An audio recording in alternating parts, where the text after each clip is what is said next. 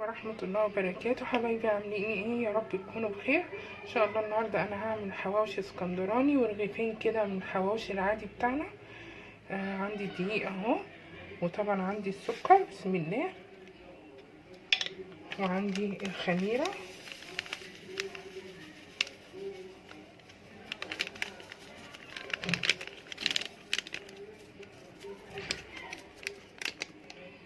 وطبعا عندي المية تكون دافية وزيت. تمام، بس انا مش هحط الزيت دلوقتي، لما اعجنها عجنة حلوة كده ابتدي انزل عليها بالزيت. تمام. هنزل بالمية بقى عندي تكون دافية،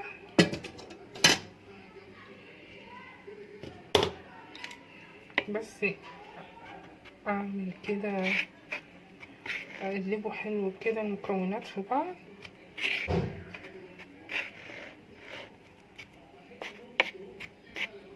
يا سلام بقى، كانت ناقصة حاجة واحدة كمان، كانت الزبدية كانت هتديها طراوة احسن من كده كمان، بس للأسف انا ما عنديش دلوقتي، والجيش قالك اتصرف. هنزل بقى بالمية الدافية بسم الله الرحمن الرحيم، وطبعا المية على حسب الاستعمال بتاعي.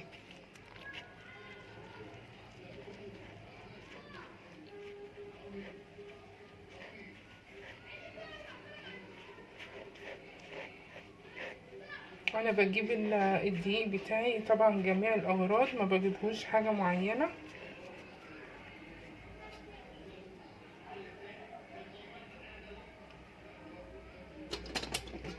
هنزل تاني بالمية،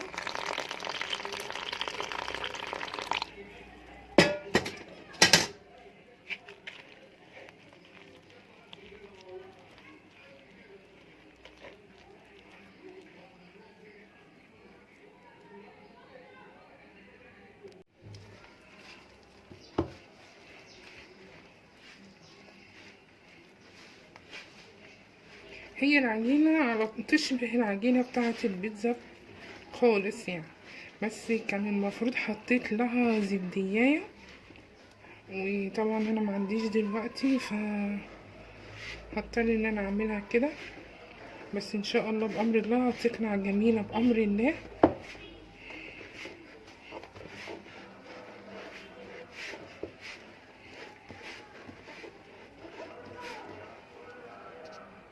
سريت خالص اهي يا بنات. هنزل بقى بالزيت، في عايزه تحطي زبده عايزه تحطي زبده حطي، عايزه تحطي سمنه حطي. انا هنزل عليها زيت بسم الله كده، وطبعا ادعكها بقى دعكه حلوه تاني كده لغايه ما تتشرب الزيت اللي فيها، يعني كأنك بتبتدي فيها عجن من اول وجديد.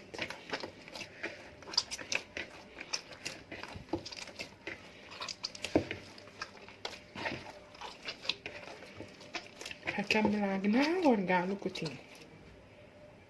خلاص خلصت عجني فيها اهي، هسيبها بقى تتخمر. حطيت شوية زيت في البولة وهبتدي اسيبها واغطي عليها علشان خاطر تتخمر مني، ونرجع بقى نشكلهم اغرفها معايا. سيبهم بقى بيتخمروا وارجع لكم تاني.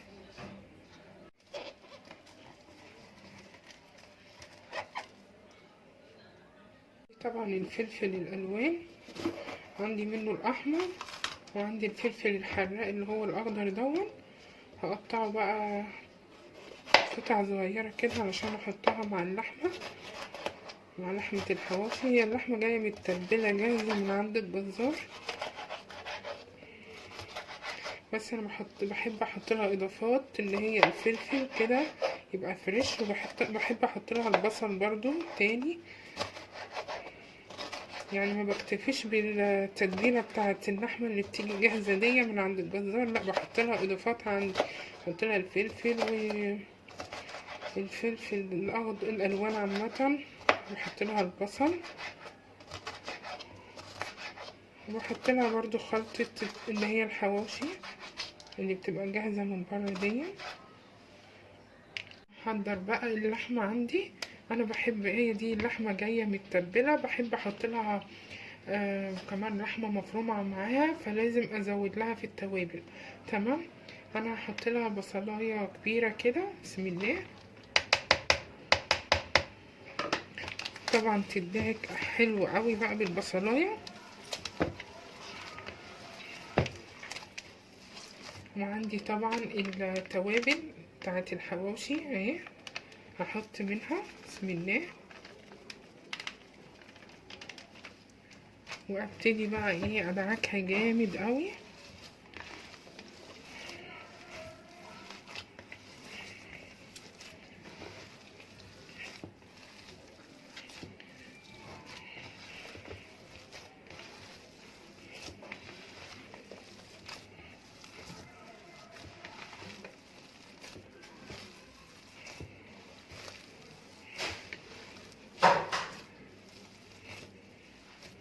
كده انا عندي برضو ليا، دي من الاضافات بتاعتي، هحط لها ليا.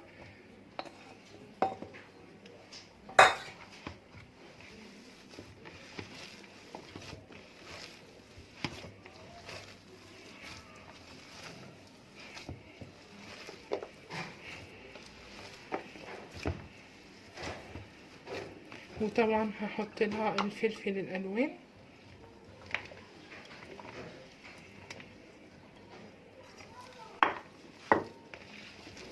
وكده تبقى خلطة الحواوشي واللحمة بتاعتي جاهزة، مستنية بس العيش الخميرة تختمر، وابتدي اشكل الرغيفة اللي انا هعملها. تمام. تمام. شكلتهم خلاص وارتاحوا كمان معايا. هبتدي افردها بقى، بسم الله الرحمن الرحيم.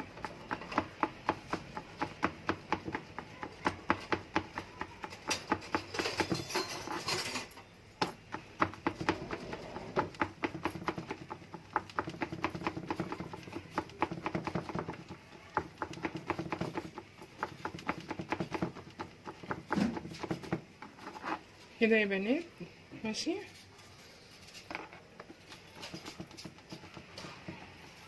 هنقلها بقى على الصاج علشان احط فيها اللحمه المفرومه، واحط لها الوش التاني بتاع الرغيف. تمام. تمام. المفرومه الحواشي بتاعي،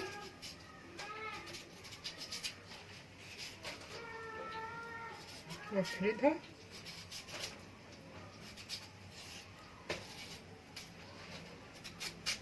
دلوقتي انا عملت اللحمه المفرومه بتاعتي، هنزل بقى بالجبنه الموتزاريلا، بسم الله.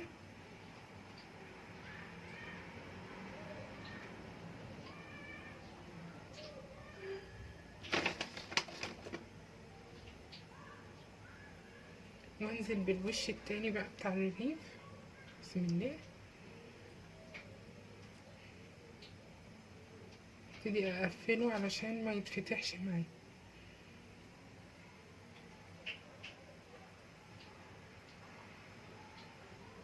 وهبتدي اخرم بقى الرغيف عندي من فوق علشان خاطر ما يتنفخش مني، ما يقبش مني.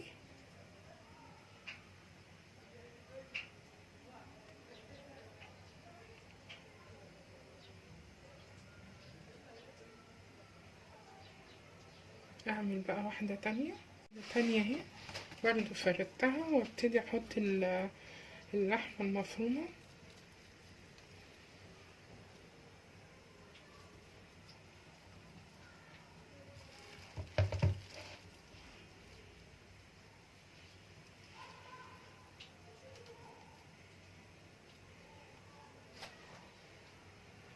احط لها برضو الجبنة الموتزاريلا كده على الوش.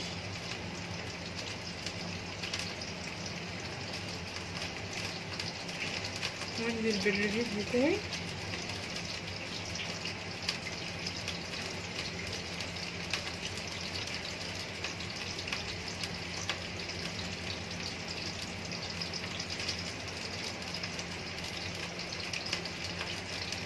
دلوقتي طبعا هنغزه كده بالشوكة.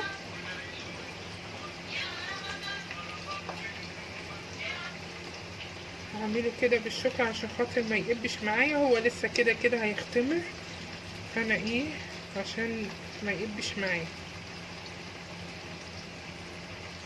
هبتدي بقى اعمل بقية الكمية واسويهم وارجع لكم تاني.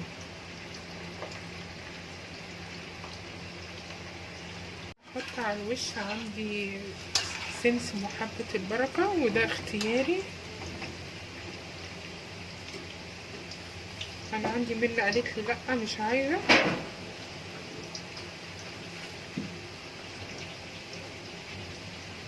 تمام كده.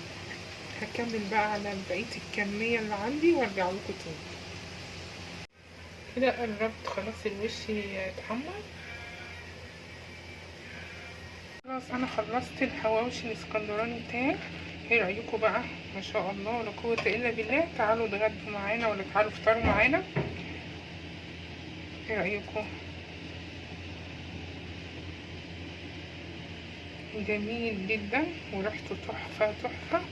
طبعا عملت معاه كام رغيف من البلدي عشان اللي عايز ده واللي عايز ده. ايه رايكم بقى في المنظر؟ ما شاء الله عليه.